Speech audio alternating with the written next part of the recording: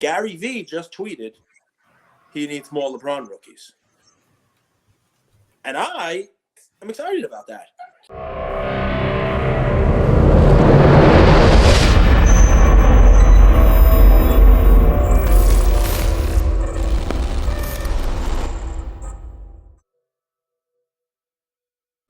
So, Luca Nation, taking a big sip of soda. Sorry. I've known Cage for almost 2 years now, and it's cool. Like, we talk every day.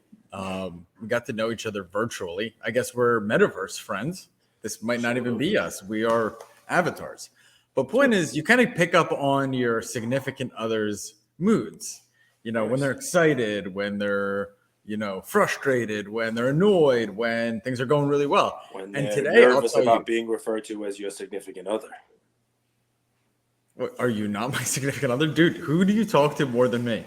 Nobody. But that's not a choice. Significant. So today is what? What mood am I in? What are you reading? Tell me about the tea leaves. Energetically optimistic.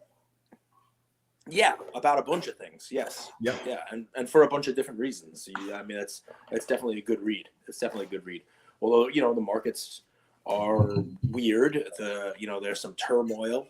You mean you didn't buy into the Ty Lopez NFT? Dude, what are you doing? I mean, you're fucking up. I don't even know who that is.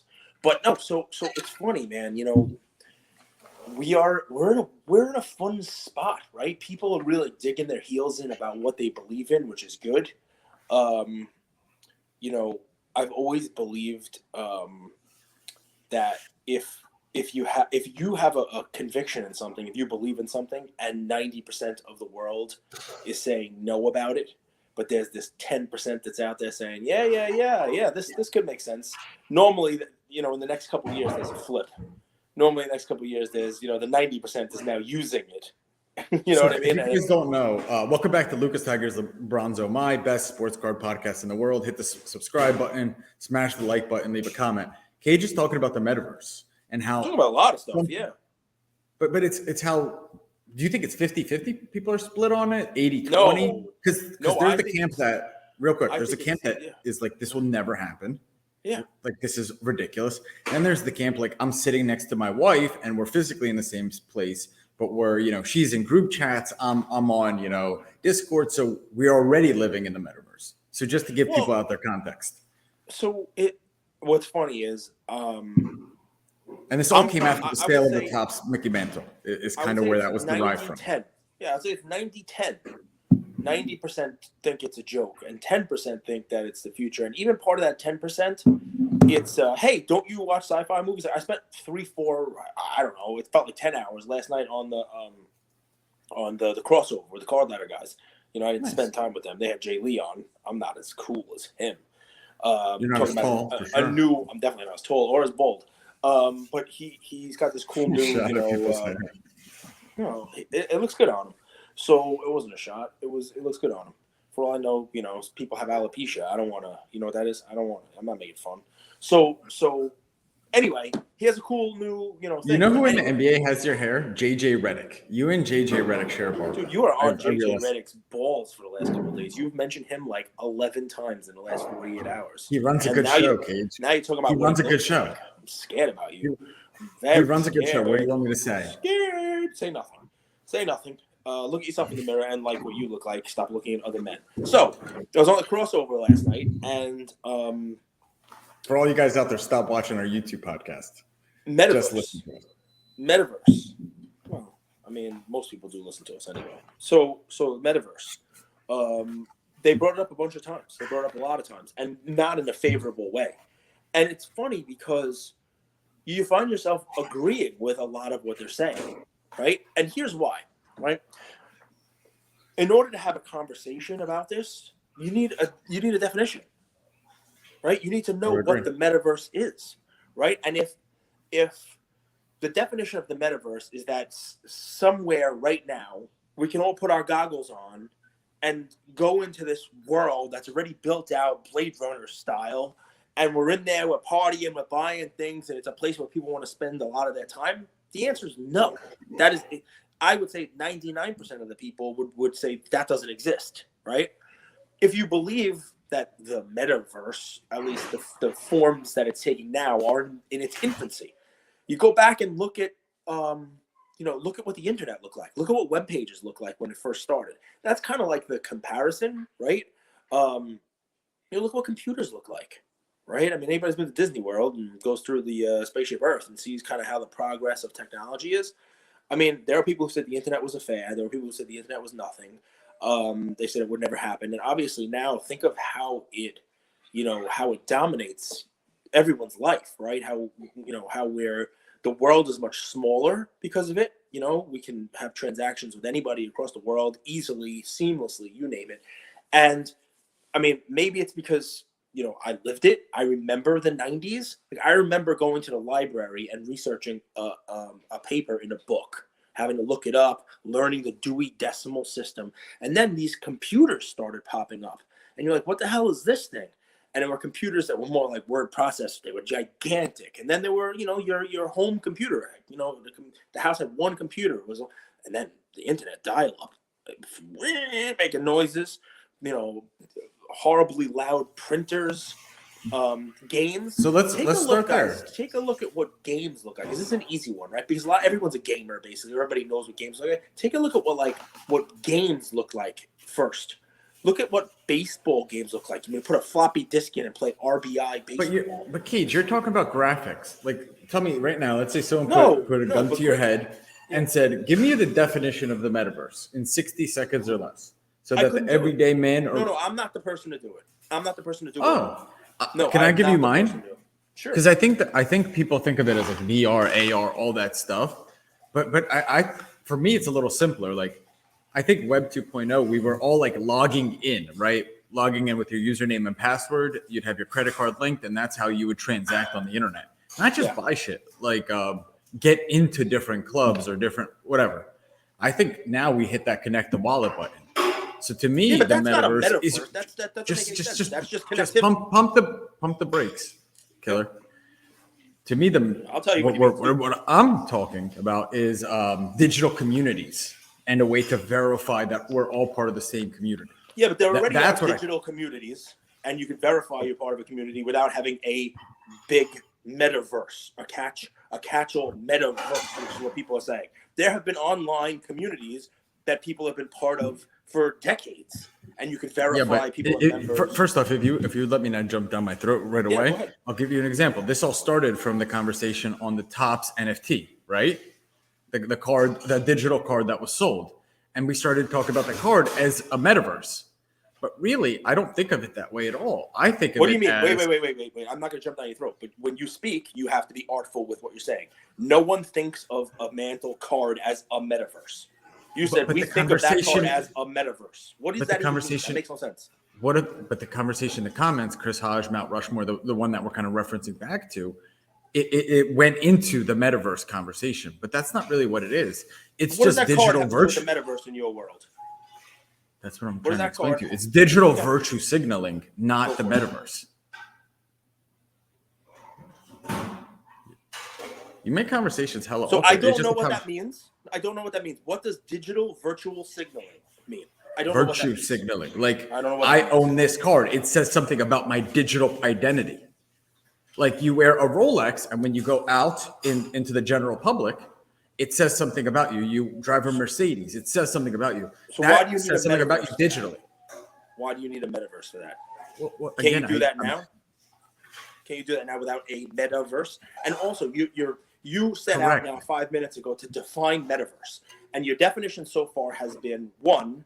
Hey guys, Web 2 was this. Web 3, we're connecting our wallets. I said, is that a metaverse? No, that's a way of proving that you're part of an internet community. All right. No. Think of the mantle. Think of the mantle NFT. We got the mantle NFT. That's a virtual signaling. Is that a metaverse? I don't. So how about this? I will mute myself. And I said I couldn't do it, and this is the reason why. But go ahead and define the metaverse for us. Your threat of muting is super weird. It's just a conversation, bro. I just want to know what the metaverse is. This is your topic. It's not the topic I want to come on and talk about on a sports card podcast. No, I thought you were definitely not. It's definitely not what I was optimistic about. Now I'm less optimistic. As a matter of fact, I tuned into the Card Ladder guys last night, and the metaverse is a joke. And for most people, it is. And this, by the way, the last 5 minutes is why. Because you would probably be a believer of the metaverse. And yet, I'm gonna ask you again, what is the metaverse? What is it? So let's back up. You said this isn't your topic. You joined the Card Ladder guys last night, and they were talking about the metaverse, and they made a lot of compelling points. Right? And you came, and there was like the fine point was we can't define the metaverse. That was how you paused. And I said, maybe let's define the metaverse. What does it mean? Like, because this whole conversation did originate after the Mantle Topps card, the Topps NFT. Not for me. The conversation about the metaverse has been going on for a long time. You care less about the Mantle. There's been a million other things out there, you name it. And the point that we're trying specifically, to make here, it happened this week, was the Mantle set. Yeah, it's great. The Mantle set sold this week. Yes, it did. And don't you think that's where the Card Ladder guys originated the conversation from? No, they've been making fun of the metaverse and goggles and all that stuff for a very long time. You know, but we're not doing that yet. We're not wearing goggles. That's a long way away. But I do think so that's the point. That's the point. Some people define the metaverse as that you're hooked up, you're in the matrix. You're hooked up to a machine, you've lost all your freedoms, and that people will never do that. So that's why the metaverse is never going to exist. This is what we talked about last night, right? Because some people define the metaverse as sci-fi. It's you're in it, you're in a world, you're plugged in, the real world doesn't matter anymore, and we got to figure out where we throw our garbage in the metaverse. It's like that. So just to pause you right there, that's not how I define it, and then I defined it as Web 2 to Web 3. But this is the point. I believe that right now, people use the word metaverse for a million different reasons, a million different definitions. And while you think I'm mad at you, it's being done to prove a point, right? You have a different definition of the metaverse than I do, than the Card Ladder guys do, than what a lot of people do, right? And it's because right now it is a term that's being thrown out to mean a million things, right? And it's very difficult to say I'm against this, or I can't believe it's going to happen, or this is not going to be there, when we can't all agree on what it is. You can't say that's not going to be if we don't know what we're talking about. That's part of the problem with this metaverse, right? Some people think it's just a way of doing business online. Some people think it's tangible companies will have an online presence beyond their web pages, right?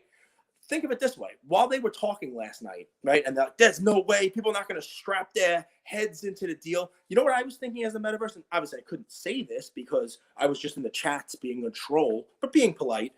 I was thinking to myself, hey, there's a show in Dallas this weekend. Couldn't you figure out a way where in Web 3, right, like Mint Collective is selling tickets, right? You got to click and you buy. What if you were buying a ticket using your wallet, using your Web3 connect your wallet function like you bought a virtual ticket to the Dallas card show, right? And by buying that, goggles, whatever, you could just do it on your phone, right? They had somebody there. Now, in the future, it'll just be a friggin' camera on wheels or whatever the hell it is, right? But you could have a virtual shopper, somebody at the Dallas show while you sit in your house, while you sit in New York or in Korea or in Germany, and you can take part in the Dallas show so that you're actually there, walking around, seeing the cards, you name it. We're starting to get there with, we're doing Instagram Lives, we got our cameras and stuff. But if you're connected, right now your wallet's connected, what if you see a card that's there, right? And the virtual shopper or whatever it's going to be, guys, I don't know this. Oh, I want that card. How much is it? Oh, it's $1,000. Here you go. My wallet's already connected virtually through this metaverse, dare I say. All right, I'll take it. Boom. Your wallet's already connected. You pay for it. They ship you the card, right? Why is that not what's thought of as the metaverse? Why is it always that we're going to be plugged into our brains and that we're going to be fighting Morpheus? I don't know. But can you see a use case like what I just came up with? Could somebody define that as the metaverse?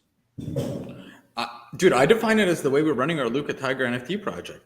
I think of it as an internet community, as you're a part of a digital online country club, and together we're stronger. I think of it like that. I think of it very simple. I can't even go to sci-fi. Cage, I was never a sci-fi movie watcher. So like all that's a lot of people were. So I see why they go that route because yeah. And I was never a video game guy. So like skins and all that stuff, I don't know. Yeah, but the kids do it. The kids do it. Who was it? Was it Drake? who said that like he got a Drake's PC, who's obviously a tangible guy, right? He just bought a Roman Reigns stuff. I'm pretty sure he was the one who said that, or maybe it was wasn't Drake. I confused the two tall guys. Jay Lee? It was Yamwax. No, it was Yamwax. I'm pretty sure Yamwax came on. By the way, shout out to Yam. I haven't talked to Yam in a minute. Shout out to Yam. I miss you, brother. But I'm pretty sure Yam was the one who said like his kid was the last one to get an Oculus in his class. Remember that? Like, it was Christmas time and it was like, I got to get my kid an Oculus because everybody had an Oculus. Satan's got to bring it, right? So everybody's. But if your kid has Oculus, it's 18 to 20 years before he has disposable income to start spending on these like. Yeah, he's playing games. It's like right now you do LSD. But a couple years ago, you were doing weed, right? It's a gateway, right? It's a gateway drug. You know what I mean? Marijuana is a gateway. So it's a gateway. He's playing games. I'm just messing, guys. He doesn't do LSD often. So guys, listen. It really is. What were you optimistic about? Well, before, let's just put a point on this, right? Because there's nothing wrong with saying it's stupid. Because I agree with the card ladder, guys. I do. Yeah, we know Andrew's stupid. You've said it 100 times. No. You're not stupid either, right? We're all having cross conversations. And the people who don't want to believe in this will say my definition of the metaverse is that we're all slaves with no free will and we're being controlled, right? And that's where it goes, right? And clearly, who the hell is going to do that, right? I like going outside and throwing football with my son. I'm not going to put an Oculus on my head while he's in another room and say, hey, let's have a catch. No, I'm going to go outside and throw the ball. I'm going to hit him in the head with it a couple times. I'm going to laugh at him when he falls over his own feet. You know what? I'm not going to do that virtually. That's not. I guess maybe some people think that's the metaverse, and if that's where the goal is, I'm not doing that shit. But what I think we should be able to do is what we're doing, and I apologize for jumping down your throat. Is this is an evolving thing, right? And we should be able to have these kind of conversations. And who knows how it works or what it works? But why do we have to be so close-minded about what people are trying to build? I guess that's part of where we go with it. Now.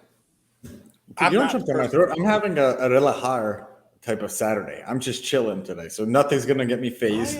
My cleaning lady, you know how much she loves us, Cage?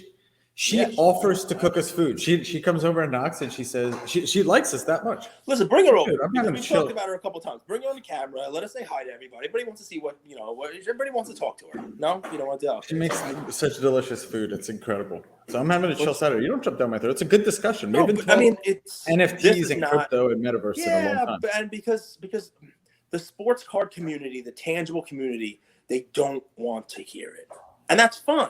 That's perfectly fine. You know what bothered me when I was growing up is when you would buy something from a business, whether a product or a service online, and they didn't deliver quality to it. I've said this before. I'm a small business guy, so when a business, you sign up for a course and the course sucks. You buy a product online and the product comes not as advertised. That always frustrated me. Yeah. And the only way that you could really hold that company accountable is go to like the Triple Bureau, right? Yeah, or something like Better Business Bureau. Better Business.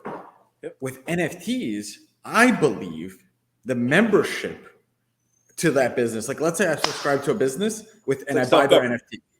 Yeah, and the business does a shit job. Well, a lot of people are going to see that and feel that, and they're going to sell the NFT, and the NFT floor price is going to go down. And that's a way to hold the business accountable. So I actually see it that way. Doesn't that happen already? I mean, if Panini puts shit product out, people should not buy it. We don't, but we do. But imagine if we owned Panini NFTs, and just like the membership NFT, which granted you, a case of 2018, a case of Prism every year for anyone who holds the NFT, or a case of National Treasures for anyone who holds the NFT. And let's say they released the National Treasures and it didn't have a game used patch. The NFT would be less valuable the following year because it's frustrated customers. Let me throw this out there for you, because you sometimes you're smart without being smart. What if, and here's a metaverse idea or an NFT idea. What if that's how Fanatics did it?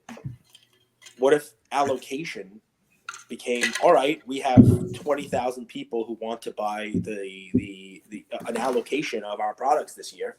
We're going to sell 20,000 NFTs in a Dutch auction. Go ahead and roll them out. And who's going to pay for them and get their allocation and blah, blah, blah. And it's available to anybody. You don't have to wait online. You don't have to be a dealer for 5 years. You don't have to be a dealer for 12 years. You could be a dealer for 2 seconds. You could be Joe Martinez, who just happens to want Panini products that year. As long as you're able to buy in. Now, is that fair? I'm sure there's a way to do it where Of if they're It's doing very 20,000, maybe 5,000 of them are held for people who are legacy, like whitelist spots for people who have been dealers with them for a long enough time to get an allocation or get, Well, a can I lower pause real cost. quick? Yeah, shoot. It's very fair because at least it's more transparent than the way it's done now. It's Yeah. every system's going to be flawed, but right now there's backdoor deals for allocation. But I guess think about that, right? Like, card guys, if you're thinking about, oh wow, NFTs are stupid, that's a way to be transparent about who's getting an allocation and what allocation they're getting. And it also 1,000%. takes, sorry distributors, but it kind of takes you right out of the equation. But Dude, distributors it's are not dead. perfect. It's not perfect, right? Because You've heard Gary talk about pays this. the most gets it. But go ahead. The internet cuts out the middleman forever and ever and ever. It brings the consumer, the buyer, and the seller together. Because the thing with middlemen, and you guys know this, and this is every industry, they deliver so little value for the percentages and the margins they take. And in a world where you could increasingly connect the buyer and the seller through blockchain, you don't need the middleman. The blockchain is the middleman. So I go that route because, Cage, the thing with that, the benefit I had, I grew up in a small business where everything is through middlemen. Everything is through middlemen, and you see how inefficient it is. Yeah. Well, I mean, listen, this is not a conversation, and this is, I think, my exclamation point on it, right? It's not going to get resolved today, right? But the internet did not get to the point where it is today. If when it was shitty in 1995, people said, well, this sucks, let's not build on it. Let's bounce. Right? Let's forget about it. This has got no value to it.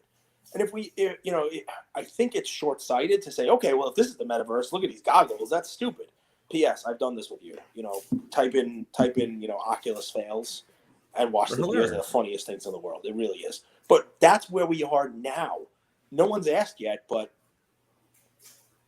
what inning are we in for the metaverse? I'm going to tell you, it's spring training. It's early. The game hasn't even started yet. But we also don't know the rules of the game. We don't know the structure of the game yet. We don't know. I think there's going to be a strike coming. It's funny you say that. For the second time in a row, you've led right into where my play would be. My play has to do with strikes and baseball and that kind of stuff. Do you think I'm like a blind doll that walks into walls, or do you think I actually might have a talent in this whole thing of creating content? I think you put the Oculus on and you jump into your own television. You forget that it's there. Okay. Yeah, that's what I think happens. Listen, just magically lead into your plays. The what do they say, right? A broken clock is right even twice a day, even a broken clock, right? So thank God we do these shows at this exact same time that I'm right every single day. It just matches up every time. It's 2 days in a row. It's 2 days in a row, and I happen to be very good at giving you credit. So, and you are as well. So I will give my play. Why the hell not? But God, what I'm optimistic about, about our community. I'm optimistic about people sharing things. I'm optimistic about the entire space. I loved the card ladder thing last night. I really did. It was a great time. People have fun in there. They go on. They have a lot of people. They talk. It's funny banter. It was a much better episode than it was the week before. It was more of fun. Like, let's talk about this. Let's talk about how you collect. Oh, I collect this guy. There was a conversation about would you go to dinner with your sports hero if you could? Right? And for sure, Josh is like, I ain't going to dinner with Jordan. And Christina's like, I'm not going to eat with Luca. And Josh is like, give me 5 minutes. I'm going to convince LeBron why he should be my friend. I mean, it's funny, it's a funny conversation topic, right? So, I mean, it's enjoyable. It's fun. I like the hobby community. Layer on top of that, the cool content coming out of Dallas show. I think I may have to go to a Dallas show at some point this year. It's on a weekend. Maybe I'll shop a flight, go on a Saturday.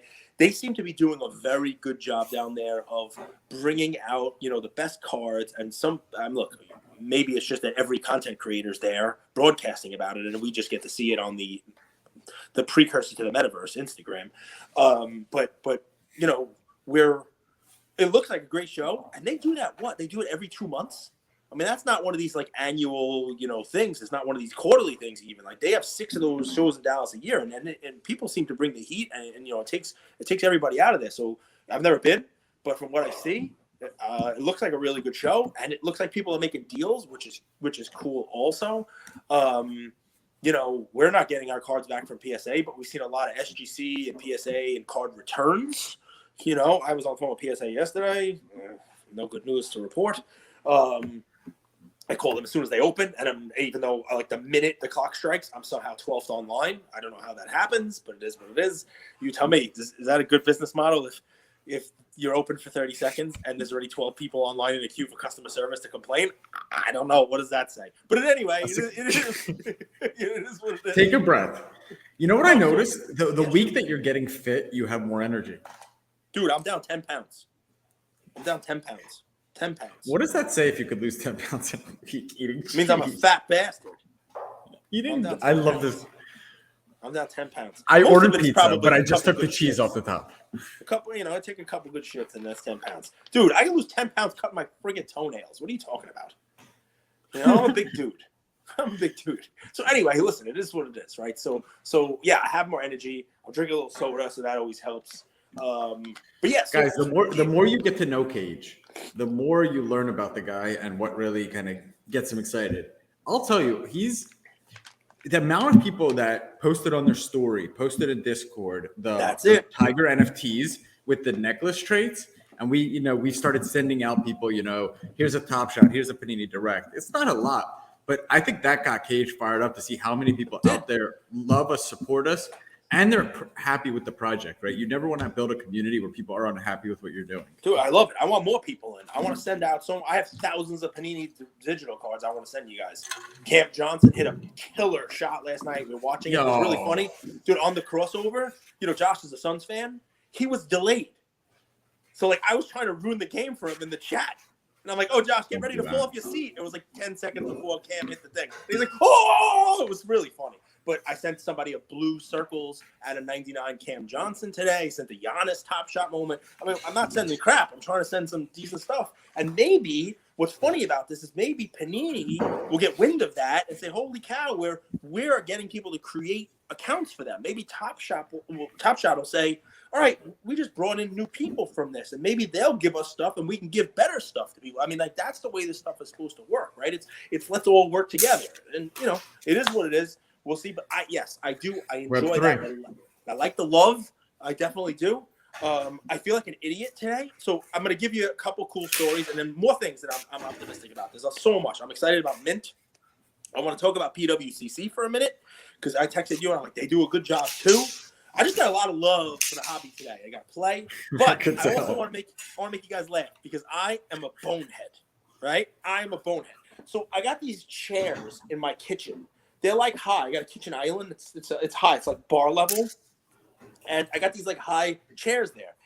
And my wife sits at one that does work from home. My kids eat there. I'm sort of like a bartender. When it's dinner time, I am on the other side of the island and I serve. I'm like Tapper from Wreck-It Ralph. Boom, boom, boom. You want another root beer? John Tapper. Slide it down, right? Not John Tapper. Hobby Rescue. Tapper was a video game. That's trademark. So you guys please don't steal that. But if any of you guys are producers and want to make a film, that's definitely my idea, bro. Okay, we're gonna have to go back. I definitely. Oh, no, you can have it. I don't care. We're gonna do it together. So who cares what idea it is? You know my saying. It's amazing how much you can accomplish. You don't care who gets the credit. So it could be your idea. So anyway, I'm up at the island, right? I'm there. I'm at the island. I'm doing my stuff, right? And one of the chairs. So we've gone through these chairs. The leather doesn't work so well. They're not expensive. I think we paid $80 on Wayfair for these chairs. I'm not a rich guy, but the chairs have on the bottom because they're high. They have this leg rests, but not for me. I'm a fat bastard. So of course I'm sitting on one. I put my leg on it, and boom, this piece of wood comes flying off the chair. You gotta be careful. I'm like Godzilla over here. My chairs are like Japan. So motivation comes in different direction. I go to yeah, it does. I just don't like getting called fat, and I call myself fat in the mirror now. So anyway, I go to no one called you fat. The reality was the chair couldn't handle the weight. That's not anyone calling you fat. So I go today to put on crazy glue. I'm gonna glue it in. Put some nails, a little bit of glue. We got this crazy glue because we always break Christmas ornaments. Man, there's a big screechy, high pitch. Okay, it's gone now. So anyway, we're doing the thing. I put glue on it, and my wife, because of the Christmas order, she bought these crazy glue things, but they're individual crazy glue packs. Right, instead of opening one up and it gets all crusty and dry, so it's like a single use, single serve kind of deal, right? So I go to put it. I've never used one of these before, and you gotta poke a hole in the top, and I'm holding it like I would hold a normal one, and I poke a hole in the top, and the glue comes out all over the place. It's dripping down on my hands. Oh, look, that's nice food, man. Is it a Snickers bar? That's what I would eat. I see a Snickers bar. I don't care about the rest of the stuff. That looks healthy, but I would eat the Snickers bar. And I got glue. And next thing I know, dude, the glue's on the floor, and I'm like this, right? I tried to like get the glue out of my hands, and my fingers are stuck together with this damn glue. And I'm like, I can't pull my hands apart. I'm like, what the? I'm like this, and I'm hurting myself. You name it. But then cooler head prevails. My father taught me if you use that kind of glue, I'm not a chemist. Use gasoline. You could use that too, but I don't have gasoline sitting in my kitchen. But vegetable oil works also. It breaks down the bonds. So I grabbed some vegetable oil, poured it, and like, whole deal. I washed my hands. It took a little while. I got the chair fixed. But man, for like 2 seconds, I was like, I'm be walking into Mint Collective, walking around like this. Like, like, hi, everybody. Can't shake your hands because I glued my hands together. It would have been pretty damn terrible. So anyway, story about how I'm a little bit of a fool today. But all's well that ends well. Remember when this used to be a sports card podcast? Yes. So we talked about sports cards. We definitely did. We talked about the card ladder and sports cards. So we talked about motivation. Yeah. So remember, like, so Jordan would say, "Oh, I'm gonna make a joke that we're not talking about sports cards, and then talk about motivation." Well, remember Jordan would say, you never know who's sitting in the stands and if this is the last time they could afford or the first time they could afford a game to watch you play, or the only time. So I want to give everything I got. What did you think about LeBron's statement saying, every time before a game, I look to see who one LeBron hater out there is, and I find that MFer, and then I'm ready to go. What did you think of that quote by LeBron? And you're on mute. I think you're talking to someone. Did you even hear anything I said? You're on mute. I did. I heard you. I was letting you go with motivation, showing up, being your best, all that stuff. But here's I was interrupted. Go ahead, pal. Say it. Go ahead. This episode is chaos. I apologize, guys. Do they allow loud laughing in Hawaii? Do they allow loud laughing in Hawaii? I'm going to ask my friend Eric Myers. No, they only allow Aloha. Aloha. Dad jokes. He loves the dad jokes. He's all about the dad jokes. Anyway, I show up, man. I live by that. I think it was DiMaggio or somebody who said it. You never know if the kid's in the stands who, he's going to have one game, where, his dad saved up the whole time, Mickey Mantle. I can't take a day off. It's not about load management, right? Load management's a different thing altogether.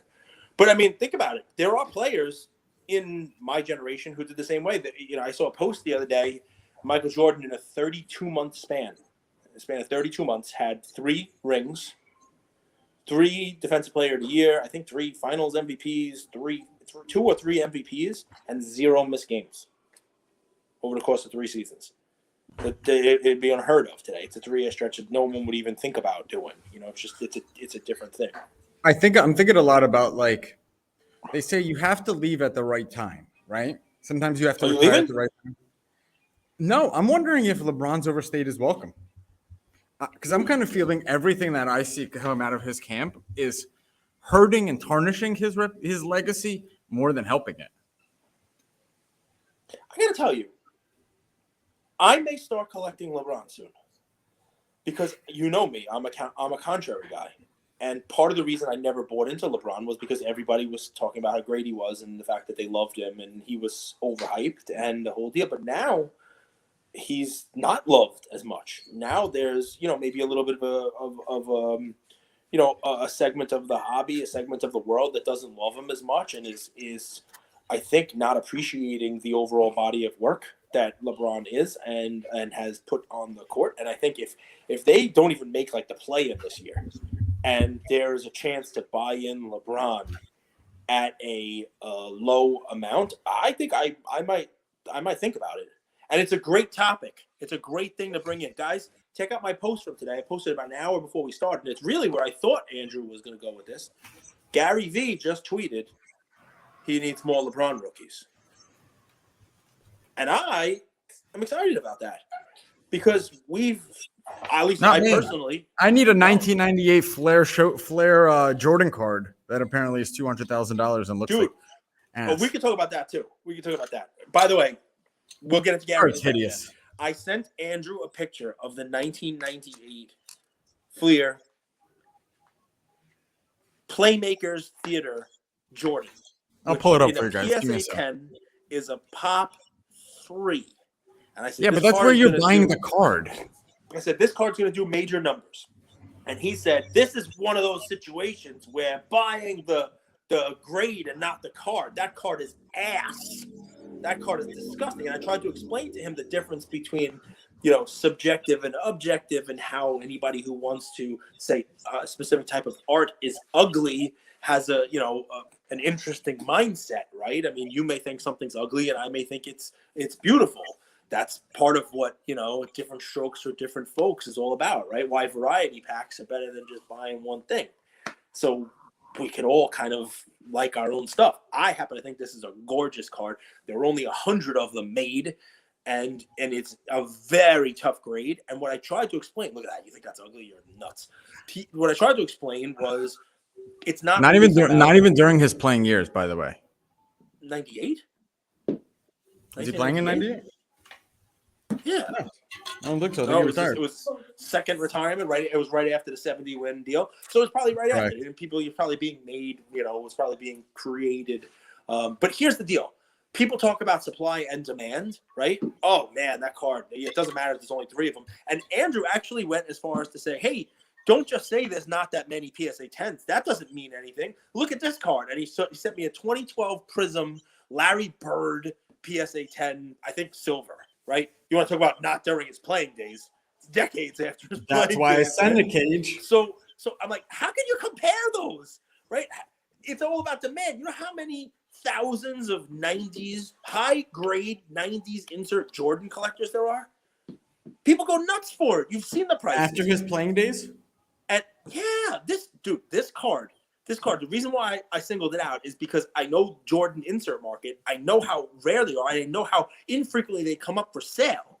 And the last time, and all I said was it's going to do big numbers. The last time this card came for sale was over a year ago, and it sold for nearly $200,000. And the PWCC auction that doesn't even really start until tonight, right? They list the stuff like a day early. I'm pretty sure it's almost there already. Like if you look at that auction, it's $100-something thousand already. That card. Go ahead and pull it up. Pull up PWCC's premiere. By the way, PWCC's kind of killing it with their content, just so you guys know. Guys, and he's 100% right about this. And we don't get sponsored by any auction house or anything like that. Ken Golden does a good job on certain items. He comes on Instagram. He does a little live, you name it. But it's not right there in the site.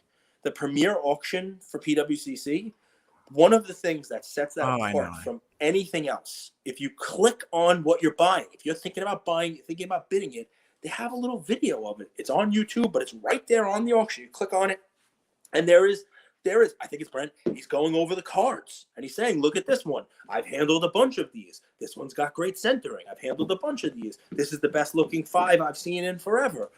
This one is off-centered a little bit. This one's got a little touch here. He holds it up and shows the whole deal. That is an amazing piece of ad value to someone who's considering hitting the bid button and spending $500, $1,000, $5,000 more than the current bid, because they're able to see it. You're not going to be able to touch it there, but they have high scans, high res scans, but that little additional commentary is really a cool thing that more people I think should do. There it is. 130,000. 130 plus. So guys. So the auction is still 2 weeks to go. It ends 2 weeks from tonight. It's already with the buyer's premium over 150 grand. So guys, already 156,000. Yeah. Remember the Jordan card with the beautiful patch, jersey number 23, exquisite? Tell me, what would you guys rather have? That card, PSA 10 of that card, or the jersey number, serial number, patch, all that stuff, auto of Michael Jordan, the one that was on Leland's auction. And by the way, you guys want to have some fun? It's now on Alt's Liquid auction. Pay attention to that shit.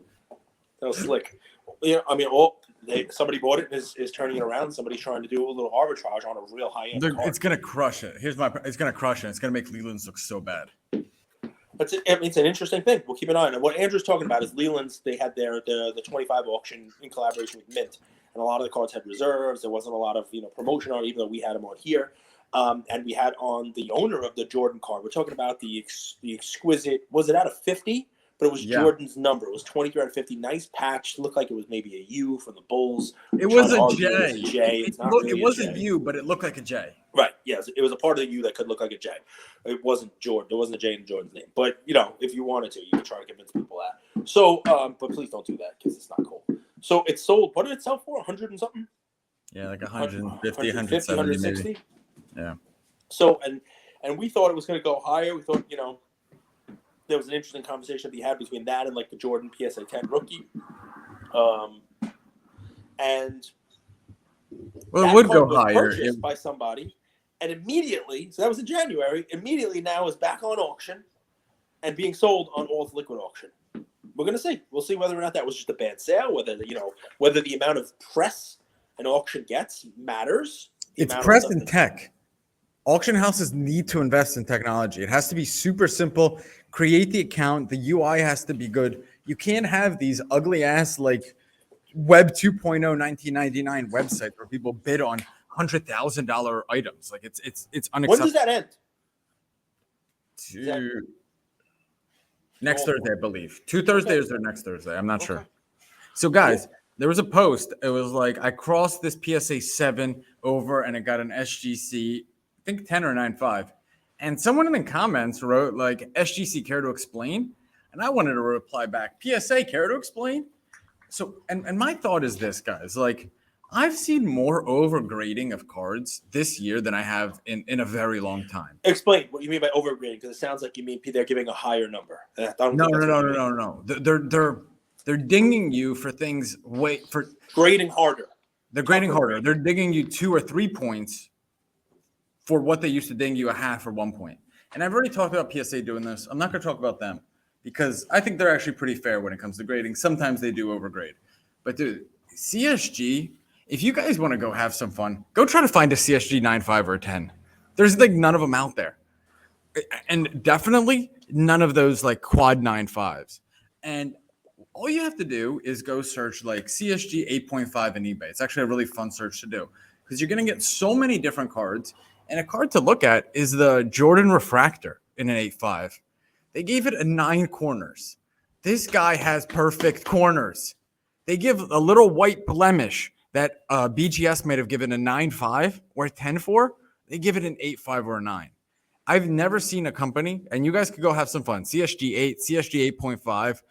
Go click into these cards. Do your own research. Search for these terms. Click in, zoom in, and look at the subgrades. Do a little bit of your own grading, because what you're going to find is, in my opinion, CSG 8s and 8.5s would cross to BGS and SGC 9.5s and 10s.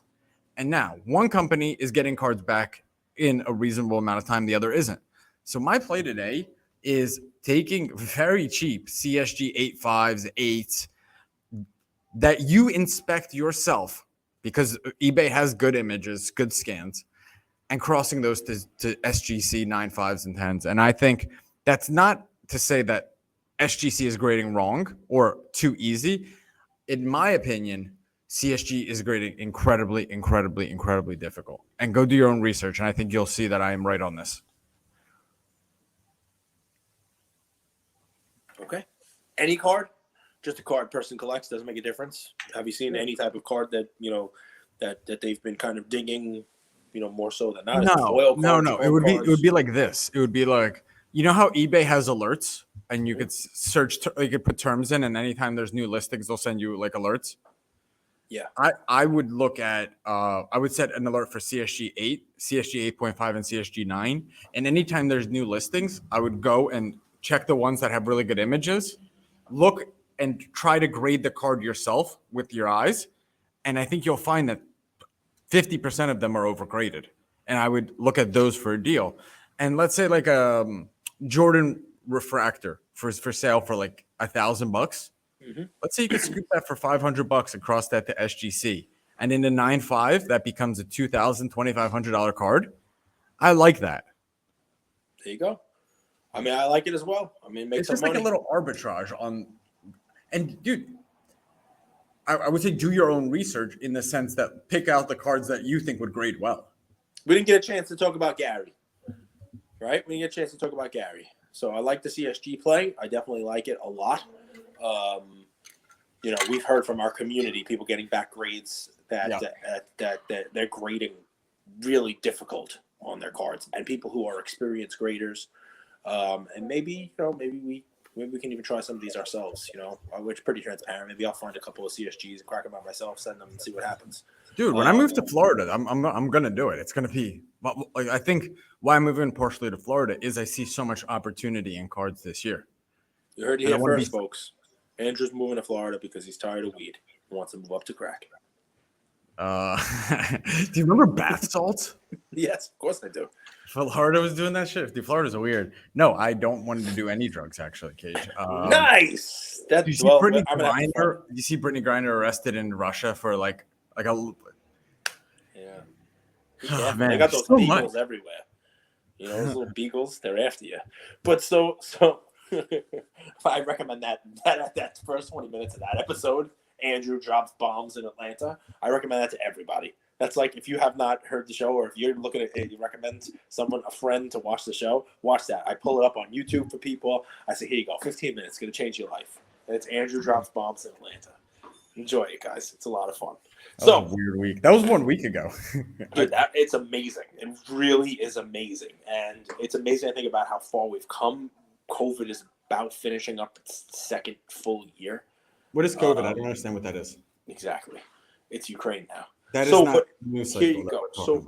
So Book got COVID, though, by the way, D-Book. He was out last night with COVID. Yeah. So he's on the protocols. Might just mean he was partying with like a bunch of people who had it. Who the hell knows? Book doesn't party, dude. He's a baller, man. He's a gamer. Hey, look, the Suns were able to win without him. And if you would listen to the JJ Redick podcast, like I told you, you would know. What about Booker? Yeah, Chris Paul. I don't want to listen to the podcast. I watch the games.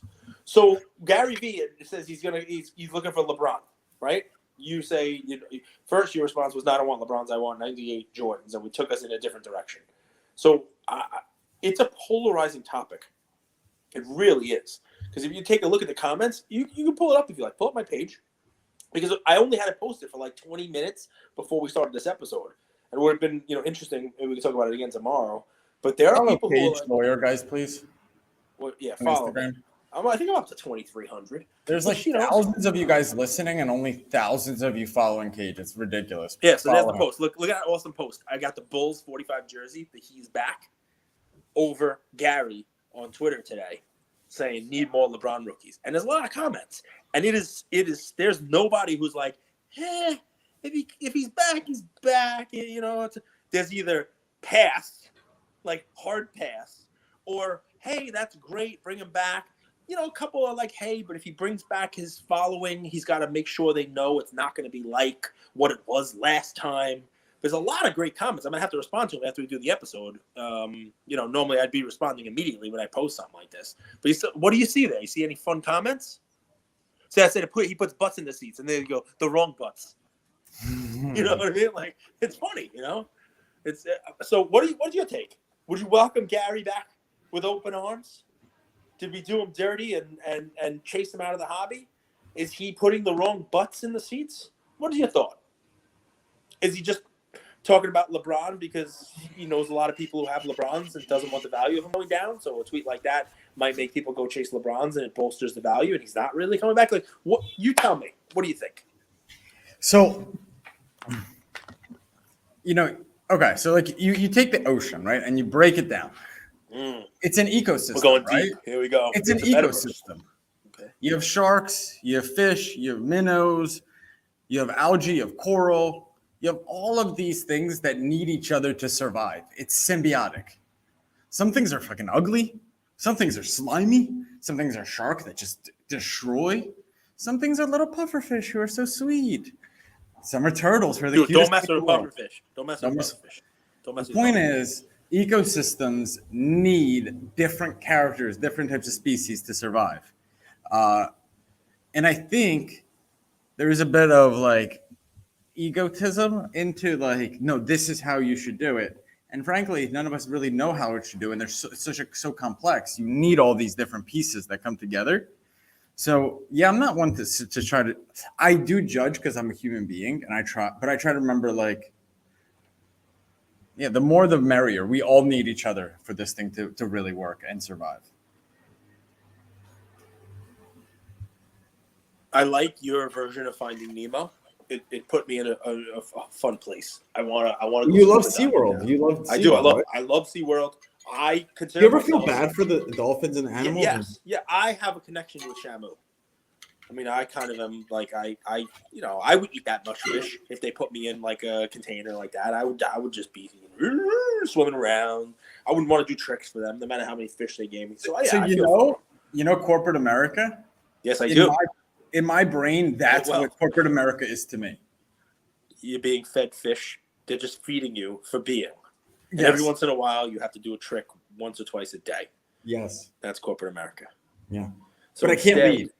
Instead, you can't leave. You want to be free. Have to hunt for yourself. You may starve. You may drown. I want to clarify. I want to be free, and the only way to be free is to have to hunt for yourself. Hunting for yourself. To be free. Sometimes in hunting, there's winters too. People don't realize. Like sometimes, there is a harvest, but sometimes it's tough sledding out there. Next time you think you're free, just play Anarchy Burger by the Vandals. So anyway, it's a lot of fun, right? We're having some fun. We're doing interesting things here. Oh man, Gary V. My take on Gary is this: I would welcome him back with open arms and jump for joy if he came back into the hobby. And here's why. The one Be careful thing on I those knees right now, by the way. no, I'm being dead serious. And here's Well, why. you jump, And you're gonna have a Zion type of injury, and you're gonna have it to go to doesn't Portland have to to just be rehab. Gary. But Gary fills a blank. And I'll tell you why. It doesn't have to just be Gary. It could be anyone like that. Gary did this last time. No guarantee you would be able to do it again. But what this hobby grew on, the legs of the hobby, right? In 17, 18, 19, 20, it was not people buying and selling exquisite cards, right? It wasn't just the collectors out there with the top of the pyramid selling these high-end cards to each other. Those cards were not that high-end. They were great cards, but they weren't selling for the record prices that they get every time PWCC does a premier auction and every time Golden sets up 100 new records every auction. And the reason why those cards became the pinnacle of the food pyramid of the hobby was because there was a huge amount of people coming in that could not come in and go straight to those cards. A lot of minnows in my Nemo. In your Nemo thing. The ecosystem needs all of that for it to thrive the way it thrived during that time. And what we're missing now is any minnow who wants to buy a Zion Prism PSA 10. There's so much plankton out there. There's so much whatever, algae to eat, but nobody wants to eat it. And the fix to that is it's always supply and demand. We have a lot of supply on the bottom of that pyramid. A lot of the demand left. And you know what winds up happening to that ecosystem? That bottom rung disappears. The sharks start eating each other. Yeah. If there's not enough food, all of a sudden the bigger fish, they might have to start eating each other. Maybe the sharks start eating the bigger fish who had enough food to feed on below. And I'm not saying the hobby feeds on each other, guys. I'm using metaphor, Andrew's guys. ocean metaphor. But if Gary or someone like Gary came back in and brought that type of awareness, mainstream awareness, and people who came in and used, it doesn't have to be the base Prism, it could be any Great Topps flagship cards as the investment asset, as the thing that was their gateway drug, the way weed was for you into all the harder stuff, right? You're bringing these people in, that's missing. And someone like Gary Think if I was like this, look at you I would itching. go Yeah, for it's like 600 episodes straight. yeah, this is like a methadone. No, but you're right though. I mean, So Gary, like those country clubs that have ponds? Gary is the guy that restocks the pond every spring with little fish. It's easier to fish in a stock pond, my friend. We're having fun. The hobby should remember that, because the last couple of years where everybody found themselves to be geniuses, it's because the answers to the test were floating in that pond. We weren't smart. And the minnows are fun too. They swim with the stream, right? With the current. That's the way the current goes. I'm with you. Metaphor is getting better and better. Anyway, it doesn't have to be Gary, but I saw that and I'm like, let's go, come back, because we chased him away, the hobby, and it'd be nice to have him back. That's my take. And I see a lot of people, like I said, hey, we got a lot of people who like Panini Digital. So I write in the Panini group, hey, what do you think? Maybe Gary can, be the person who bridges it, an ambassador between the two, right? And he's got NFTs. He's a sports card guy. Wouldn't he be somebody who? No. I don't want that. Dude, I love opinionated people. I'm like, okay, all right, I get it. I'm with you. If you have that patience, that's great. You don't want all your stuff to 10x right now. You take that 10x, but you want to wait 10 years for it. Okay, that's fine too. I get it. My favorite is opinionated people with an insane level of certainty. Like I think we're both opinionated, but I think we have skeptical certainty in what we think. Yeah. My favorite because I've been wrong enough that I know I'm skeptical. And my results also like I'm not a millionaire. I knew everything. My results would be, you know what I mean? Like, yeah. No, I get it, man. Trust me, I do. Anyway, so that's an interesting little fun point, and curious to see how that goes. Loving the hobby, the temperature of the hobby right now. The market's a little down, the world's a little crazy, but people seem to be having fun, and that's always a positive sign. Bring a little optimism to it. Go ahead. I think Russ Westbrook threw shade at LeBron. Ooh, tell me, I didn't see it.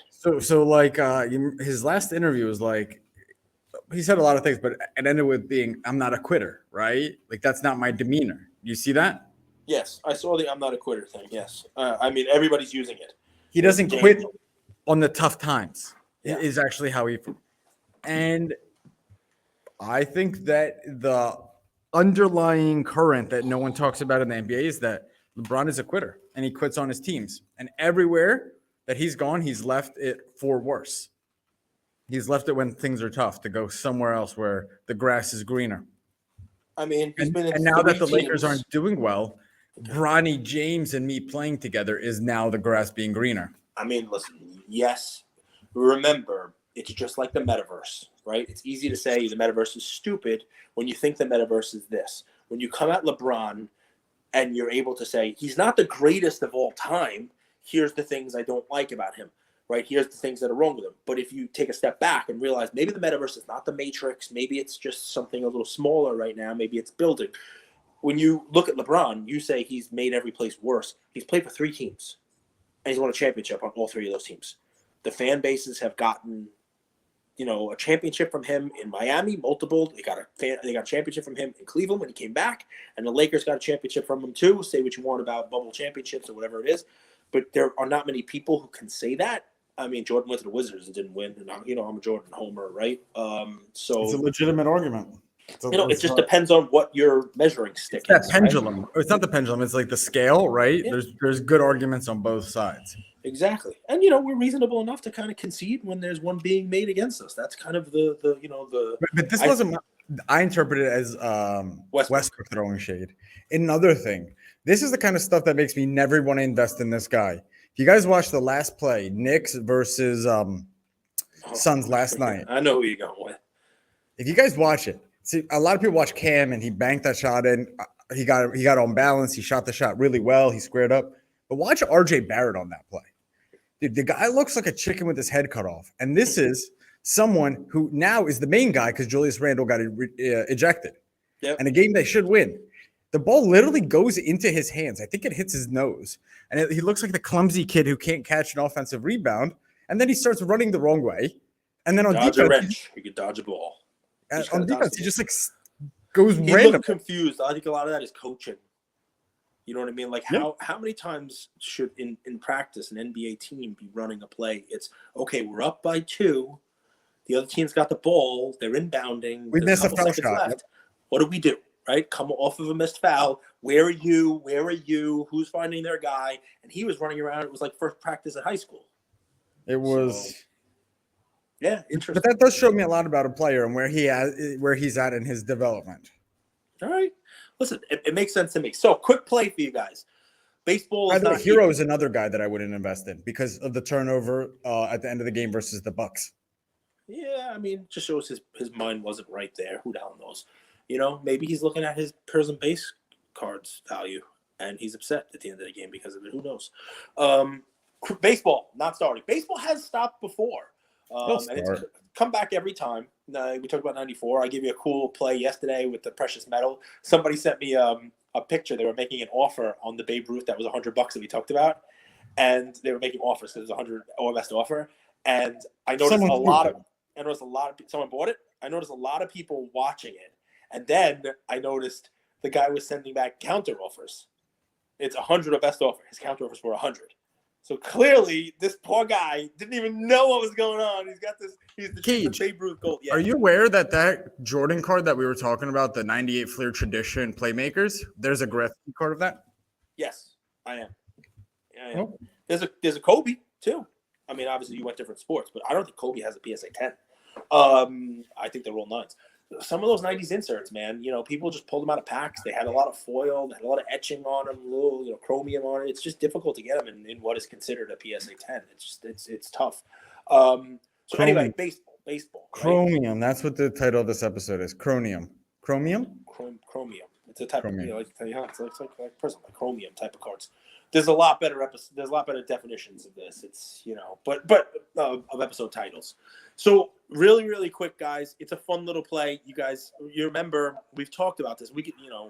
I had this play just in case I needed to talk for 20 minutes in the episode, and clearly I didn't. We're at an hour in now, so we have plenty to talk about here on a Saturday. By the way, good time to say we're doing our Whatnot show again tomorrow, 10 a.m. Please tune in. I got lots of stuff again. I got a Ja Morant lot. I think like a 15-card Ja lot with some cool stuff in it. Got some cool SGC slabs. I got a LaMelo Marquee pink out of 49. SGC 10 Gem Mint, really nice rookie. I think I got a LaMelo Optic SGC 10. I got some cool stuff. I'll list them up there. You can take a look tonight. I'll do it at some point tonight. I'll list all the auctions. I'll have a giveaway also. Maybe I'll post about it and stuff. So tune in, please. 10 a.m. Eastern time, and we'll do our Whatnot show. Big announcements next week. Yeah, big announcements next week where we are going to spend the entire week teasing Lamine James with announcements that are not going to happen. Respectfully. That was a lot of fun. Respectfully. So I was going to buy myself a shirt. I'm not a tease. For Mid Collective that said, but sometimes I block you in real life. Respectfully. You're blocked in real life too. Respectfully. I was going to make that shirt, but I don't really block anybody for real. Okay, so in the 40s, baseball stopped too because of this war that happened. Ted Williams lost a lot of years in his career because of war. And what's funny is when he was out there fighting, he was replaced on the field. Not by replacement players, not by minor leaguers like I suggested should happen here, but by the All-American Girls Professional Baseball League, which I've talked about a couple times. I gave an autograph play of Dottie Kamenchak. Not one of your better takes. You don't like it? No one likes it.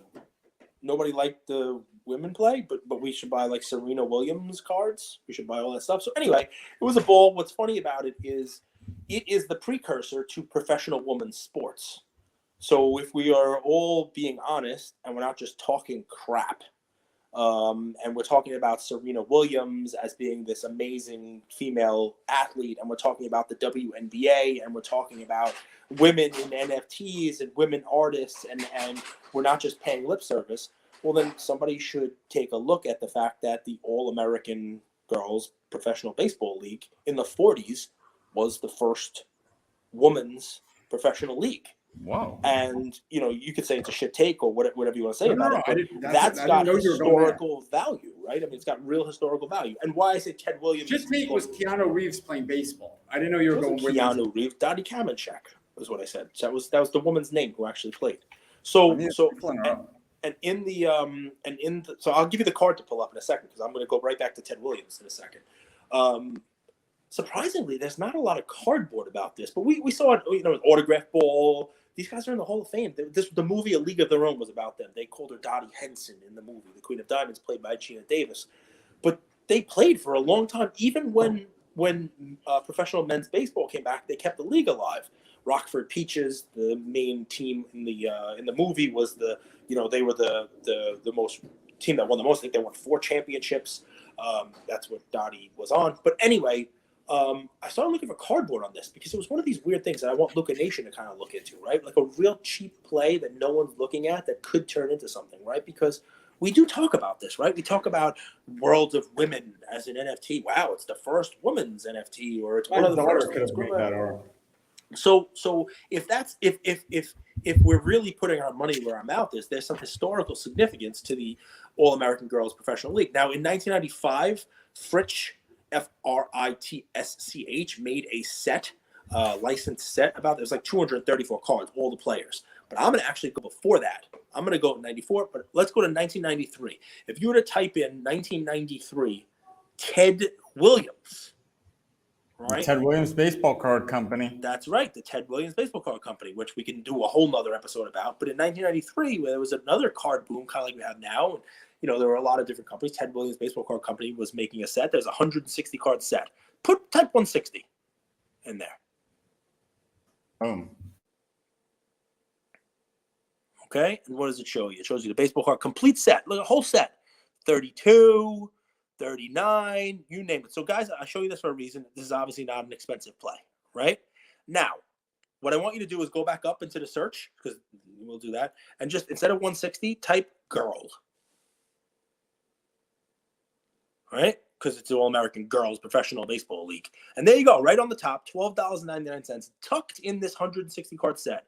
Cards number, I believe, 116 through 120, includes the checklist, which is the black card there, have 4 of the better players from the league. Pepper, Dottie, had some pitchers, and basically people who are, in the Hall of Fame, major players. You're muted if you're talking, but you can pull that back up again. $12.99. You can find these cards are $1, right? But they're buried in the 1993 Ted Williams baseball set. This is a little subset in there. Right, and you can buy these cards for $1, $2. No one's grading them. I think they would look great in an SGC slab. I think they would look great slabbed, and you're not gonna wind up with pop ones, right? You wind up with things that no one is looking for. Most people probably threw a lot of these out. There's probably not a lot out there, and definitely not in really good condition. And wouldn't it be interesting? Now, I'm sure there's autographs and other cool things, and guys, I'd love to hear from you. Maybe there are earlier sets made from this. I mean, they played in the 40s. Right, people didn't really give him the recognition, until later on. And here's a set, and that was the play I gave, by the way, the autographed Dottie Kamenchak. It's $80. Fritsch made that, right? League of Their Own. That's, I think, was made in 95. So I'm trying to look for a first, right? Sort of like, people look for the first card of this, the first wrestling cards, right? The first F1 cards, the first of something. And as I think, Serena Williams cards value grow and there's more attention on that, I think there might be some more attention on, okay, well, this league was the first women's professional league. And, here's a card set of some of the stars from it. There are full sets, if you want to get, like how I said, that same Fritsch company has a 234 card set in 1995. I just think it's a cool dollar play. You get graded. I would have it in my collection. I brought this a couple times. If you guys remember, I brought the hockey goalie, Manon Rhéaume, who played in Canada. Remember that? So, it's another one of those things where if the hobby's going to grow the way we all think it's going to grow, these might be a couple bucks that you look back at it a year from now, 2 years from now, and say, okay, I was first on this, and look, the hobby has grown in a way where people are actually paying attention to this now. So just a fun little. It ties into baseball not being played, Ted Williams, and all that other fun stuff. So a cool little couple bucks. Enjoy. Might not be everybody's cup of tea, but fun stories, fun stuff. What else you got there, handsome? You play ball like a girl. You play ball like a girl. That's Sandlot. I love that. That's fun stuff. Play ball like a girl. Well, listen. Weenie. We're having some fun. But guys, listen. Can you believe we interviewed those guys? Yeah, the Sandlot guys. That's amazing. One of the highlights. One of the highlights of the show. Definitely. You know what? I'm going to give HGA some love. Go ahead. If we forget what they are doing right now with their submissions, they're pushing the envelope, man. If nothing else, they try new shit. I mean, experiment. You got to give people credit for taking chances. The chemist who developed poisonous VX gas also was trying new shit. I mean, not trying new shit doesn't always lead to good things. What they did was early on in our partnership, like last June-ish, they had a queue where they only allowed a certain number of people to submit the 15,000 cards a month or whatever. And during that queue, the way Top Shot did, they would have us interview, Irving Fry or Spud Webb, Sandlot. That was fun. That's why I'm giving them credit, not because they are working on poisonous gas. That was fun. Listen, sometimes happy mistakes happen. The monks were not trying to develop champagne. Champagne was created by accident. Now, guys, if anybody listening to this can tell me the movie that links the monks' creation of champagne to the also mistaken creation of VX gas, I'll send you something. Send me a DM. Tell me what movie that's from, folks. Tell me what movie. It's always a movie. It's always a movie. Dude, this was a fun one. I appreciate you hanging out for an hour and 10 minutes. We appreciate Luca Nation for sticking with us for this long one. We hope you enjoyed it. It went everywhere. So it was a lot of fun. That's what she said.